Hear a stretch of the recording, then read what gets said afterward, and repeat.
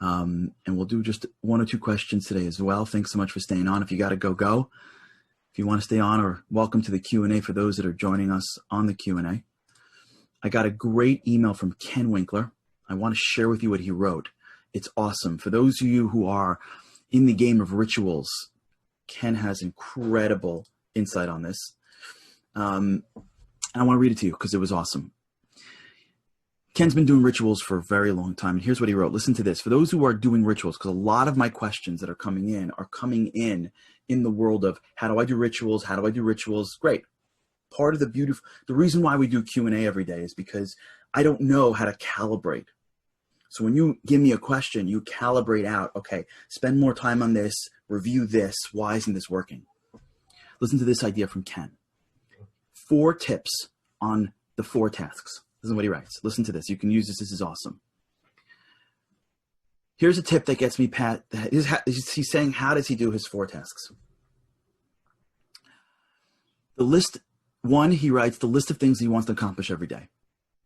He reminds himself every day this is aspirational, and he doesn't beat himself up if he doesn't do all the things that he listed. Now, here's the key. You ready?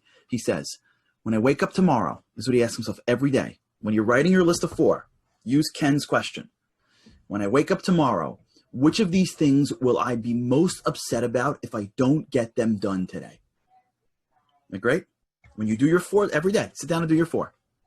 Ken is easier than you than I am. He's saying don't beat yourself up. I'm saying beat yourself up.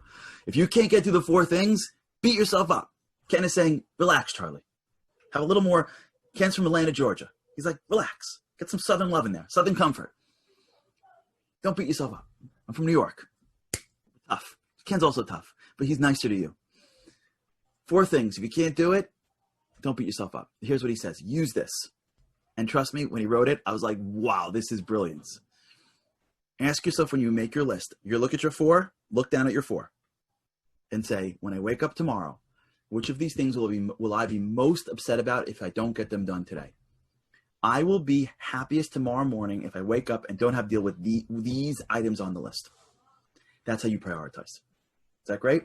Try using that. We're going to call it the Ken question. When I wake up in the morning, which of these items will I be most upset about if I don't get them done today? That will help shape this list. I'll tell you a story myself. I've been doing these things for a long time. On Sunday, I had a lot going on. Saw Ken's question on the corner of my desk. I have a glass desk, and I use these dry erase markers so that I can draw on my desk because I don't know. I'm a drawer by nature. That's how I see the world. I took my marker, 4 things. I asked Ken's question. I said, which of these things will I be most upset about if I don't get to them tomorrow? I wrote down my 4 things, and I got them done. Thank you, Ken, for that. Okay, let's get a couple more questions. There's 1 or 2 more questions. Hold on, let me see. Yeah, Ariel, just before we go on, maybe we'll just do this instead. Here's a flip to that for those who want to really get underneath the ritual thing. So if you want to get underneath rituals, Ariel says the following. Another alternative to that question could be, which of these 4 things are getting me closer to my ideal? So either way, it's a great 2 different flips to the same idea. But if you ask that question, you should be getting it done because you're driving your brain towards getting rid of the clutter. That's really what we're trying to get at here. Remember, in order to understand remember, a lot of what we're doing is removing clutter. A lot of what we're doing every day. Distinctions, what we try to do every day on the boost is distinctions. Distinctions are the removal of clutter, right? When you speak to somebody, when you speak to a child and your child says, I'm having the worst day ever, right? You're not going to say to him, no, you're not. You try to remove the clutter. Why? Because this, because of this, because of this. Well, that's not so bad. That's not so bad. Tomorrow you'll be okay. And when you're done with the conversation, what you're doing is you're taking this sort of general ball of ambiguity. That was the worst. Kids speak like that. That was the worst. That was the best. You hate me, right? They speak in extremes because their brains don't have distinctions. And when you don't have distinctions, you live that way. You hear people, even adults, they'll talk about a group of people and they'll say they're all the same, right?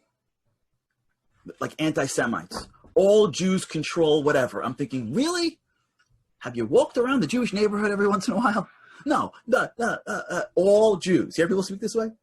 All Jews, all Democrats, all Republicans. Like, you hear people that speak. When you train your brain to live in the world of distinctions, you hear people that speak in extremes, and like it irks you. You can barely, you can't even hear it. It's like all.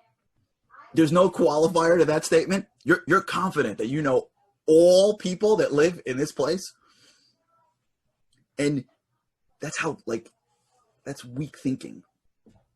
So the way you deal with it, the way like a lawyer would deal with it, is you don't go at them, because then it gets emotional. Then you fight. You start to create distinctions. Really? So you're saying that you mean Jews like this? You mean Jews like this? Oh, not those Jews. Oh, you mean the Jew that you met? Well, not that guy. And next thing you know, you cut around, and what you have left is the core. That's what we're trying to do with our brains every day. We're trying to cut around the core. What rituals are supposed to be doing is cutting around the core. If you have nothing in your mind, then everything matters. So what's the difference between some random email, a ESPN news about what's going on in the NBA bubble, or the most important thing you do every day? It's all indiscriminate, because you're not thinking in a very clear fashion. So the goal of 4 things is really to say, okay, cut away at everything. What's my most important thing? You're just pulling away and pulling away. So this is a great concept. It's a great concept. Whether you take the Ken approach or the Ariel approach, but it's 2 different sides of the same exact coin.